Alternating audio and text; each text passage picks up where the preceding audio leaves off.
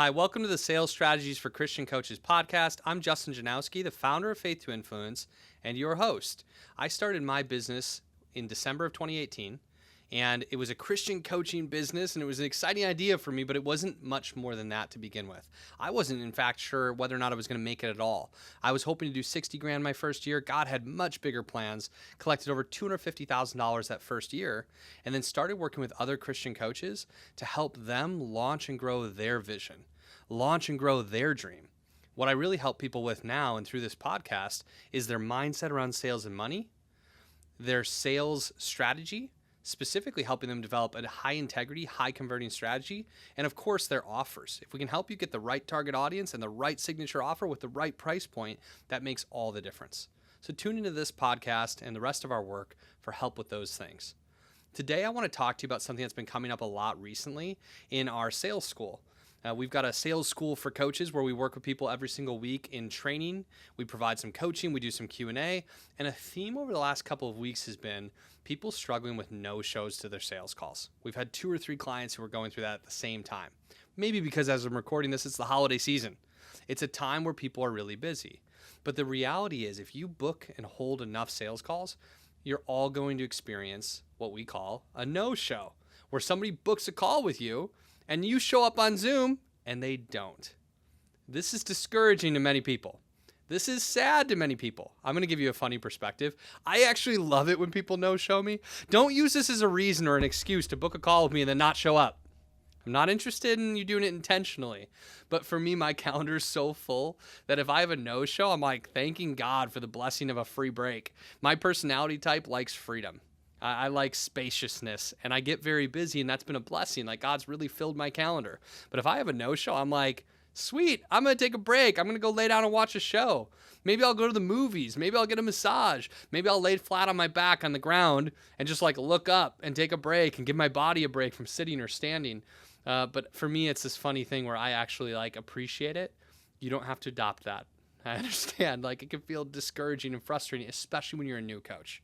If you've booked a sales call and you've worked hard to get that on your calendar and you're just trying to make it, you're trying to get those first sales, you're trying to grow your business, you're trying to do the right things, it can be really heartbreaking when somebody doesn't show up. And so this episode is about what do you do before a call is booked to increase the show percentage? What do you do in the moment if somebody doesn't show up? And what happens after that? We're going to give you all of the strategy. The royal I'm going to give you the strategy. What do I do before, during, and after when somebody no-shows? Besides watch a TV show, lay on the couch, celebrate, dance, have fun. Okay, I'm weird. I'm super weird. Don't do those things if they're not for you. But you can do these things. Before the call, here are the things that you can do to increase your show percentage to your sales calls. The first thing is most important to me, which is that we need to send somebody a calendar invite. This might seem really obvious to some of you, and some of you have a special calendar link that you can send to somebody where they can pick the time and put all their information in and just handle it that way. But for years, before I had a calendar link that people could click, I just asked people, hey, do you want to talk on Tuesday at 2 o'clock or 4 o'clock?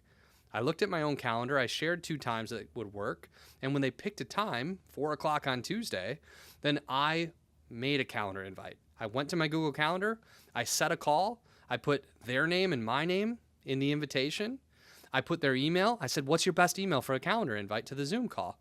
And I put their email in it, and I put my Zoom link there. So it was all there, and I clicked save, and the invite was sent. This is super important because people live by their calendars. If it never gets in their virtual calendar, some people are going to innocently forget. They're not going to remember the time, they're not going to see it, and they're not going to show up. So we have to get them a calendar invite. Here's a little side note on calendar invites. Write your name first. I've received a few annoying calendar invites in my life. And you know what they look like? Call with Justin. If somebody books a call with me, like let's say somebody reaches out to me to sell me something, or they reach out to me because they want to like catch up, and they might be a friend of mine who I trust and respect and love, but in their calendar, they're typing call with Justin and then sending me the invite. In my calendar, I have no idea what that is. What do you mean? Call with myself? I scheduled a call with myself for today? Make sure that you're thinking in your prospect's mind. you're preparing this for them. You're the professional. You're the service-oriented leader. And so if I book a call with somebody, I say Justin Janowski and John Smith, strategy session. Justin Janowski and Bethany Boring, strategy session. Justin Janowski and Steve Thompson, connection call. Justin Janowski and Jared Whitman, coffee chat. I'm going to put that in the calendar. So the first thing they see when they look at the calendar invite is my name, and they know what it is. It's a simple thing, but it's important. Make sure you get your Zoom link in there. And also, when you're booking the call, if you don't have a calendar link that they're clicking to book the call themselves, and you're offering the times, ask what time zone they live in. Maybe they didn't show because the time zone was wrong. What time zone do you live in? Okay, great. Can you talk at 2 or 4 o'clock Eastern time? I'm in Central, so I know 2 or 4 Eastern is 1 or 3 Central. We need to make sure we're on the same page when we're booking the call on the time. Again, that's how I speak in their language and prepare things for them. Okay, if this is already feeling complicated, feel free to pause, rewind, take some notes. Once you've done this 5 or 10 times, it's going to be second nature. It's going to be really easy. Getting them that calendar invite matters. And then you can typically set up with your calendar invites automatic email reminders. Some services allow you to actually set up automatic text reminders. Feel free to go through and do that as well. If you've got questions about this, feel free to reach out to myself and our team, and we can probably find somebody who can recommend something to you, help you with the tech and the software side of it. Many people help with this in our Christian Coaches Academy as they connect with one another and just kind of share wisdom with newer coaches. But you want to make sure that they're getting a few reminders. 2 or 3 reminders about the call can really be helpful. Now, something that you could do if you want to go over the top and like really give it your best effort in reminders, I haven't actually done this myself, but I have known others who do it. I've got a friend who one a day before, 24 hours before his call, he literally phones the person he's about to have a call with. Say, hey, just want to remind you about our call. It's 24 hours from now. See you tomorrow. If they don't answer, he leaves a voicemail. I know some people who in the morning each day send a text message to each of the people they have a call coming up with. It's just directly from their cell phone. And they say, hey, I'll talk to you at 2 o'clock. I'm looking forward to our call. Feel free to do those things if they feel good to you and if you want to. For me, I allow the calendar invite and the reminders that go out automatically via email to be enough. The other thing I know to be true, it's kind of a funny thing, but like when you are showing up on your calls and providing tremendous value, people are going to somehow recognize this unconsciously. I feel like it's like a transmutation from God that he just like gives them the message like this call's worth something. So recognize as a newer coach when you're just learning, you're just having those first conversations, no-shows are going to be more common. But as you become more confident, as you provide more value on your calls, as you turn sales calls into coaching calls that are worth hundreds of dollars, even though you're doing it for free. A great sales call, by the way, is a great coaching call with an invitation at the end of it. As you're showing up that way and you're a net giver and you're generous in your communities and you're generous in your relationships and you're generous on your calls, people are somehow just going to feel that and your show percentage to calls is going to go up. So you can't necessarily like behave differently today and get a different result tomorrow. It's going to take time. But here's your reminder, your call to be generous, to show up as a net giver where you give to the people that you communicate with, to have great high value calls. When you do that, you're going to have a higher show percentage. Okay, those are some of the things that we can do before the call to get more people to show up. I'm going to give you one more thing, actually.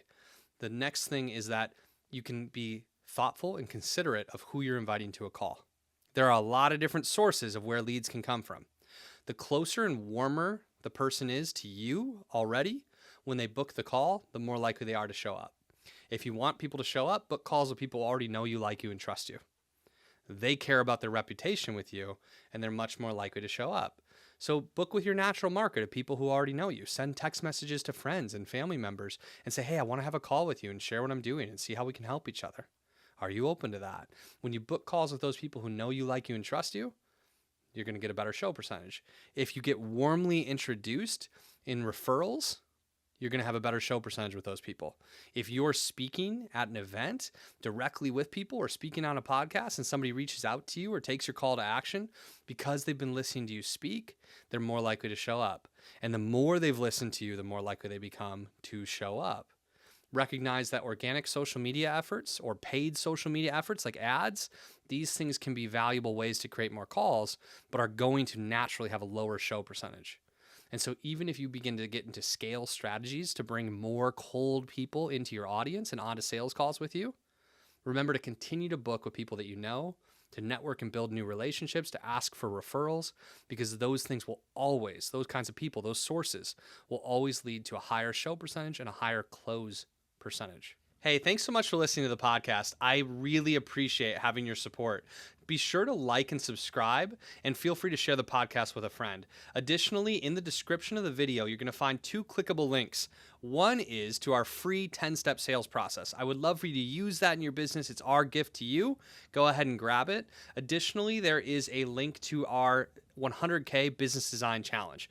This is only $7, and it's 4 days of training. It's teaching you how to identify your target audience, set your mission statement, figure out your signature offers and pricing for your business, and learn how to open a sales call. I would love for you to take that action with us. If you feel like you're ready for more support from me and my team, and you're curious about what that looks like, send me a direct email, justin@faith2influence.com. I'd also love to hear your questions and thoughts about. Let's get into the call now. You got on Zoom. You're ready. You did your pre-call ritual. You're hyped. You're going to serve this person. You've been praying for them, and they don't show up. What do? For me, my first step is I wait 5 minutes. I turn Zoom on. I'm waiting. I give them a 5-minute buffer before I do anything. I know that sometimes people are just running 2 or 3 minutes behind. Sometimes somebody's trying to get on the call with you and they can't find the link. I myself have been 2, 3, 4, 5 minutes late to calls before. I'm not proud of that. I like to be on time whenever I can, but we've all been 1 to 5 minutes late. So just give them a 5-minute buffer. If you prefer, give them a 7-minute buffer, but somewhere between 5 and 7 minutes in to the call is where I'm going to contact them. You can either call them if you've got their number, or you can text them, or you can email them. My vibe is typically to send a text message. I find that people respond to text messages very quickly. If they don't have my number saved, a call from somebody they don't know, oftentimes ignored. Same thing with a voicemail. This is my belief with my target audience. Yours might be different. In some audiences, an email would be the best source. In some, a phone call would be really ideal. And they might just answer. Like some people answer for people they don't know. They'll be like, oh, hi. Oh, yeah, that call, I forgot about that. I'll be there in 1 minute. And for me, it's a text message. But after 5 to 7 minutes, send them a message or reach out. For me, I want to be really light and easy in this initial message. I don't want to make them feel bad. I don't want to point them into a corner. I want to recognize and give them tremendous grace because I have no idea why they're not there yet. They could have had a family emergency. They could be dealing with some like mental health challenges right now.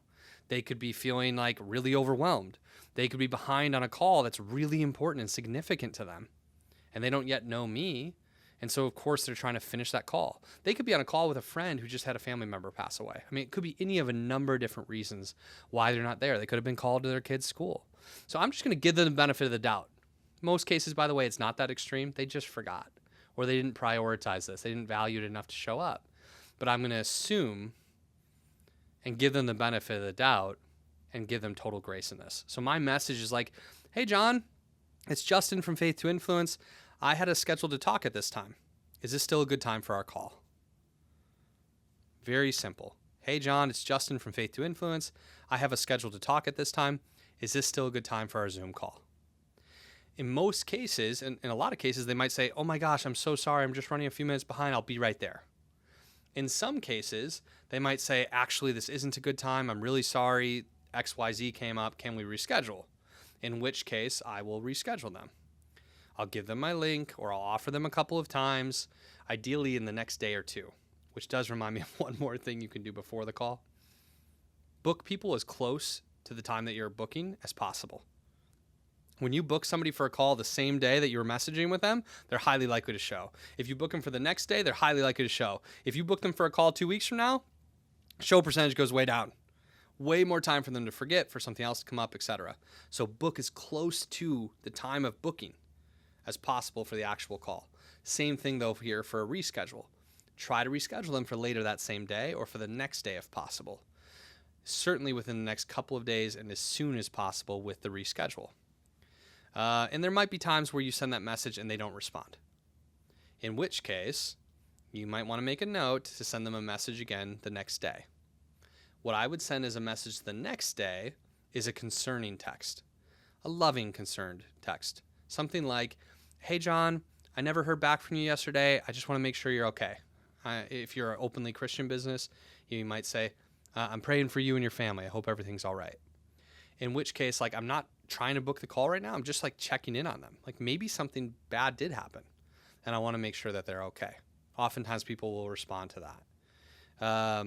If they haven't responded to that, I'm probably just going to give them space. For me, I'm on to the next because I do have a lot of leads coming in. For you, though, if you're a new business and every call is really important, you might give them a third attempt a couple days later and just say, hey, John, I'm not trying to be annoying. I promise this is the last text you're going to get from me about this if I don't hear back from you. But I wanted to check in about our call that we scheduled for earlier this week. I know that you wanted to talk about XYZ, and we never ended up getting on the call. If something's happening, I'm happy to give you some space, but I really was looking forward to talking to you, and I'd still like to if you want to. Let me know. Something like that can feel really good. Find your language in this. Find your vibe in this. I want you to feel the vibe of the language I'm offering you, how it feels emotionally, more than the exact words. But feel free to rewind and record the exact words if like this feels like your language, and adjust if it doesn't. So that's what I'm handling there. That's how I'm handling this here. If they rebook and they no-show again, this is a situation that came up in sales school. This is where I was like, man, we got to talk about this. If they rebook and they no-show again, I kind of operate under the 3 strikes and you're out policy on no-shows. If they no-show again, I'm still going to book them again. I'm still willing to reschedule for a third call. But I might say, hey, John, is this still a good time for our call? I'm waiting for you on Zoom. Here's the link. Something like that, similar to that message I sent when they didn't show up after 5 or 7 minutes the first time. And if they respond and they want to reschedule, I kind of handle responding or not responding the same way as I had before. But if they respond and they want to reschedule, I'm going to say, okay, awesome. And like, let's say they pick a time. They're like, okay, let's do tomorrow at 2:00. I'm like, okay, awesome. Do you feel really confident that you can make it tomorrow at 2? And this is my like loving but firm way of telling them, don't do this to me again. Do you feel really confident that you can make it tomorrow at 2? Or I might even, before they pick a time, say, is there a day and time this week that you feel totally confident you can make it to the call if we reschedule again? And so this is my way of not like calling them out, but they get it. They get it with that language that I do not want them to do this with me again. It's a light, soft, but firm boundary that I think people respect and understand. And they will say, yes, I'm so sorry. I promise I'll be there tomorrow at 2 if they want to rebook. If they were to no-show that time, I'd probably just send them a message, say, hey, I hope you're okay. It must just be that, we keep missing each other. It must not be the right time for us to talk. God bless you. I wish you luck in everything that's going on in your life and your business right now. If you have any prayer requests, let me know. And you just lovingly move on. And let them off the hook. But if they book that third call and show, the interesting thing that I've noticed is somebody who's no-showed once or twice, and maybe it actually was just circumstantial, coincidence, fluky, bad luck, like a circumstance of things happening. There's almost this vibe of like, the book Influence by Robert Cialdini talks about the law of reciprocity, that when you've given something to someone, they want to give something back. And so like if you have given someone a referral, they're much more likely to give you a referral. If you've given someone an incredible coaching call or free value, or like this podcast, if I have somebody who listens to this podcast over and over and they're like, this is so valuable, at some point they might want to say, man, I want to give something to Justin. Like I want to help him because he helps me all the time. Now that's not why I'm helping. That's not why I'm running this podcast. But it is a reality of human nature. There's this law of reciprocity. And it kind of comes into play when someone's no-showed you once or twice. That when they show up in that call, there might be a little part of them that feels like you've shown up for them, you've given them grace, you've given them forgiveness, you've been on those calls, and it's time for them to show up for you. And so this might be somebody who's more inclined to have a really open and honest conversation with you and be a great student on that call. This might be somebody who's more inclined to make a referral. This might be somebody who's more inclined to work with you. Now, I'm not talking about like they're going to work with you because they no-showed and they wouldn't have otherwise. It's not that dramatic, but there is this like little element of them feeling like They want to show you that the relationship you can have with them is stronger than what they've shown you so far. And so I'm willing to give those opportunities to people with grace and love and forgiveness, which is what I think Jesus would do anyways. But I find that the dynamic in those calls, if I lead well, can be really nice, can be really strong. And I've had people who've no-showed me before become great long-time clients who've been really fun to work with. So my heart is not to judge them off of one mistake and to give them those 3 opportunities. If somebody really does that to me 3 times, though, it's not a fit, and I need to set a boundary there, and we're just not going to have a conversation after that. That's how I handle it. I want you to invite you to find your path. It doesn't have to be exactly the same, but knowing what you're going to do before, when it happens, and after it happens, and what your boundaries and structures are is really important. I hope this has been a helpful lesson. I hope that when you book calls, they show up and you make sales and you have a lot of fun. And when they don't show up, I hope you can find a professional way forward that's a win-win for you and your prospects. God bless you. Have an amazing rest of your day. If you're interested in receiving more support from us, a good first step is to download our free 10-step sales process at www.goodsalespdf.com. Talk to y'all next week.